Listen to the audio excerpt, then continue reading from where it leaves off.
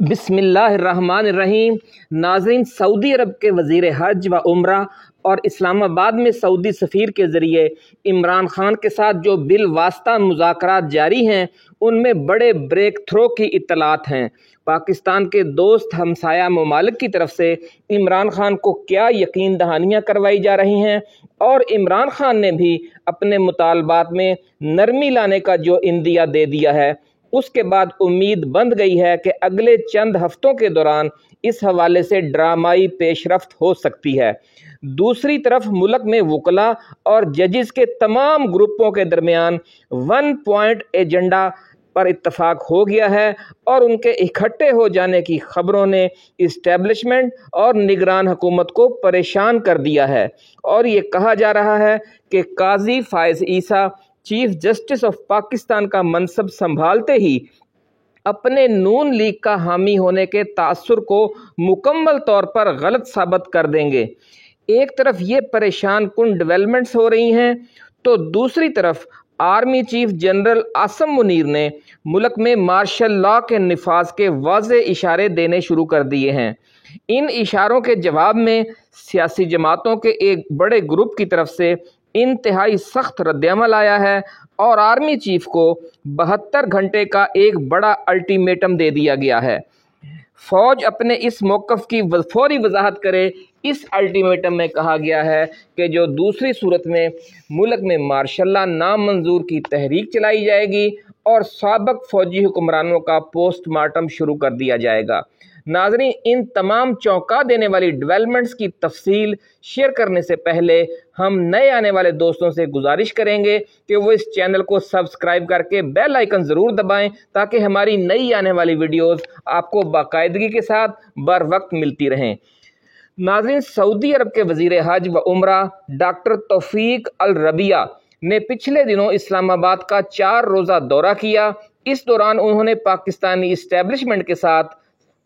سعودی ولی عہد کے پیغامات کا تبادلہ کیا۔ اس دوران انہوں نے خصوصی طور پر صدر پاکستان جناب عارف علوی سے بھی ملاقات کی اور عمران خان کے نام اہم پیغام بھی دیا۔ ذرائع کا کہنا ہے کہ صدر عارف علوی سے اس موقع پر یہ درخواست بھی کی گئی کہ وہ کپتان کو منائیں اور اپنے موقف میں کچھ نرمی لانے پر انہیں آمادہ کریں۔ ذرائع کا کہنا ہے کہ سعودی ولی عہد کی ثالثی کا یہ پہلا دور تھا۔ اس کے بعد ایک دوسرا دور بھی ہو چکا ہے انٹریکٹو مذاکرات کے حوالے سے۔ دوسرے دور میں پیغام رسانی کا فریضہ اسلام آباد میں سعودی سفیر نواف بن سعید المالکی اور پاکستان میں مسلم ورلڈ لیگ کے ریجنل ڈائریکٹر سعد بن مسعود الحارثی نے انجام دیا۔ ان دونوں شخصیات کی بھی ایک طرف پاکستانی اسٹیبلشمنٹ کی اہم شخصیات کے ساتھ ملاقاتیں ہوئیں تو دوسری طرف انہوں نے 2 دن قبل ہی جمعۃ المبارک کے روز ایوان صدر جا کر صدر پاکستان جناب عارف علوی کے ساتھ بھی تفصیلی تبادلہ خیال کیا ہے۔ ناظرین، ذرائع کا کہنا ہے کہ آرمی ایکٹ اور آفیشیل سیکرٹ ایکٹ پر دستخطوں کے حوالے سے صدر نے جو ٹویٹ کیا تھا اس کے بعد سے معاملات خاصے کشیدہ ہو گئے تھے، لیکن سعودی ثالثی کی جو جاری کوششیں ہیں ان کے بعد دونوں اطراف سے مزید کشیدگی نہ بڑھانے والے اقدامات یا بیانات سے احتراز کا وعدہ کر لیا گیا ہے، اور اب اس معاملے کو سپریم کورٹ کے ذریعے حل کیا جائے گا تاکہ کسی فریق کی جیت یا ہار کا تاثر نہ بنے اور اعلیٰ عدالت جو بھی فیصلہ کرے اسے سب قبول کریں۔ اس حوالے سے نئے چیف جسٹس قاضی فائز عیسیٰ کا کردار بہت اہم ہو گیا ہے۔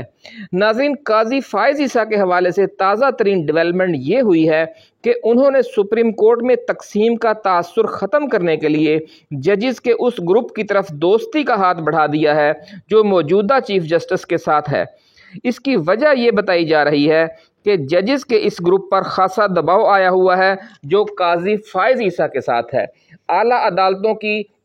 وکلا تنظیموں کے وہ دھڑے جو قاضی فائز عیسیٰ اور ان کے ساتھی ججز کے دھڑوں سے تعلق رکھتے ہیں وہ بھی آرمی ایکٹ اور آفیشیل سیکرٹ ایکٹ کے ایشو پر سردار لطیف کھوسا اور اعتزاز احسن والے موقف کی حمایت میں کھڑے ہو گئے ہیں۔ ایک طرف وکلا کی تمام تنظیمیں اس ایشو پر اکٹھی ہو گئی ہیں تو دوسری طرف سپریم کورٹ کے ججز کے دونوں گروپوں میں اختلافات ختم ہونے کی نوید آ گئی ہے، اور قاضی فائز عیسیٰ اور بیگم قاضی فائز عیسیٰ کی طرف سے 17 ستمبر کو سپریم کورٹ کے تمام ججز اور موجودہ چیف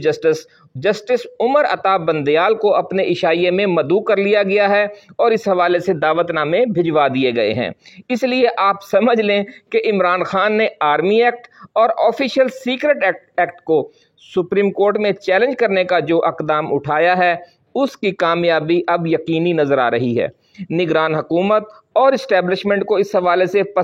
پسپائی یقینی دکھائی دے رہی تھی، اس لیے اس کی طرف سے ملک میں مارشل لاء کے نفاذ کے اشارے دینے شروع کر دیے گئے۔ ذرائع کا کہنا یہ ہے کہ یہ سب کچھ اپنی بارگیننگ پوزیشن بہتر بنانے کے لیے کیا جا رہا ہے۔ آرمی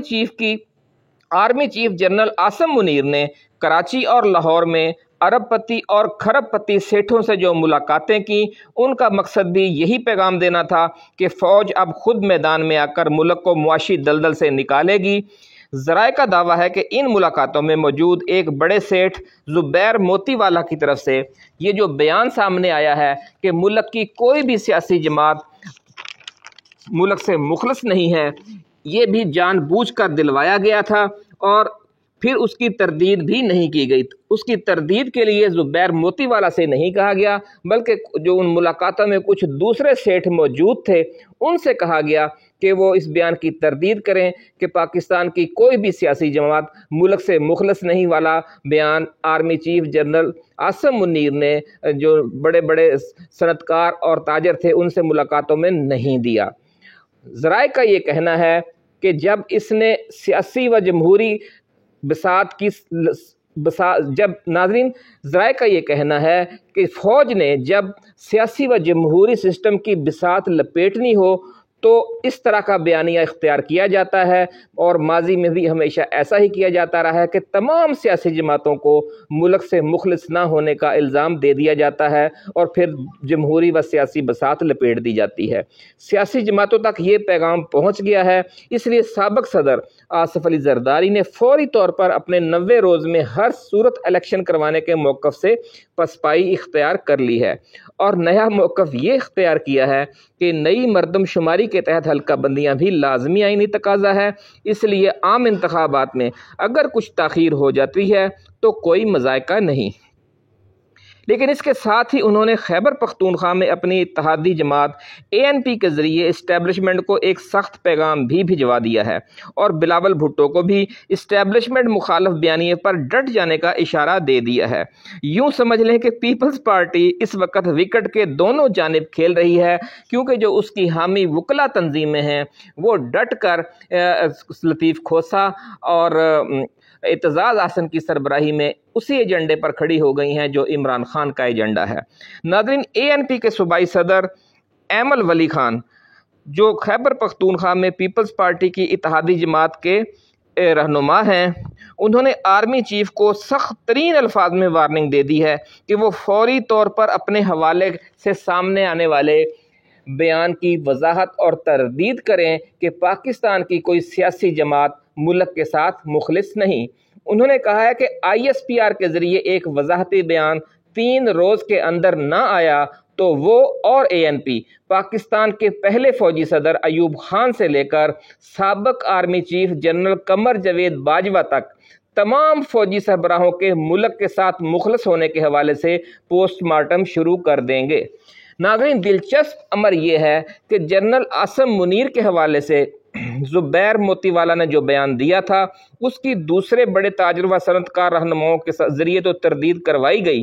جو آرمی چیف کی ملک کے بڑے بڑے سیٹھوں کے ساتھ ہونے والی ان 2 ملاقاتوں میں موجود تھے، لیکن نہ تو آرمی چیف کی طرف سے تردید کی گئی اور نہ ہی خود زبیر موتی والا سے کہا گیا کہ وہ اپنے بیان کی تردید کریں۔ اس سے صاف ظاہر ہو رہا ہے کہ سیاسی جماعتوں کو ایک سخت پیغام دینا مقصود تھا جو دے دیا گیا ہے۔ ناظرین، اسی کے ساتھ آپ اپنے میزبان عبدالقدوس کو اجازت دیجیے۔ ایسی ہی ایکسکلوسیو ویڈیو کے ساتھ ہم جلد دوبارہ حاضر خدمت ہوں گے۔